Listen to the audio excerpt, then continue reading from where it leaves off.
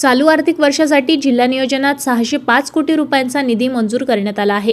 सद्यस्थितीमध्ये प्राप्त निधीच्या खर्चासाठी शासकीय मान्यता देण्यात येतील। त्यामुळे यंत्रणांनी जिल्हा नियोजनात निधी तातडीने खर्च करण्याचा प्रयत्न करावेत, असे निर्देश जिल्हाधिकारी आशिष येरेकर यांनी दिले।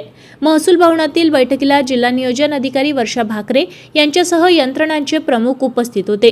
जिल्हाधिकारी श्री येरेकर यांनी सुरुवातीला जिल्हा नियोजनाच्या बैठकीमधील उपस्थित मुद्द्यांबाबत अनुपालन अहवालाबाबत माहिती घेतली। त्यानंतर यावर्षी मंजूर निधीपैकी 60% निधी प्राप्त झाला असल्याने शासकीय मान्यता देण्याची कार्यवाही सुरू करण्यात येणार आहे।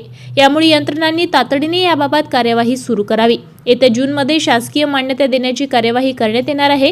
प्रशासकीय मान्यता घेताना कामाच्या कायद्यांबाबत लोकप्रतिनिधींना विश्वासात घ्यावे, त्यानंतर प्रस्ताव सादर करावेत। जिल्हा नियोजनांच्या कामांचा MHUDID क्रमांक देण्यात येणार आहे, त्यामुळे ही कार्यवाही तातडीने पूर्ण करण्यात यावी। शासकीय मान्यता दिलेल्या निधी याच वर्षी खर्च होईल याची दक्षता घ्यावी। शासनाने VPDA यंत्रणा दिलेली असली तरी यात असलेला निधी वर्षभरातच वापरला जाणार आहे। त्यानंतर यातील निधी आपोआप व्यक्तगत होत असल्याने याबाबत योग्य ती कार्यवाही करण्यात यावी। जिल्हा नियोजनामधून केलेल्या कामांच्या कार्यालयात प्रमुखांची भेटी घ्याव्यात। यात कामाचा दर्जा तपासण्यात यावा। जिल्हा परिषद आणि अन्य यंत्रणांना निधी 2 वर्षे खर्च करण्यासाठी परवानगी आहे, त्यामुळे गेल्या वर्षीची कामे तातडीने पूर्ण होतील याची काळजी घ्यावी।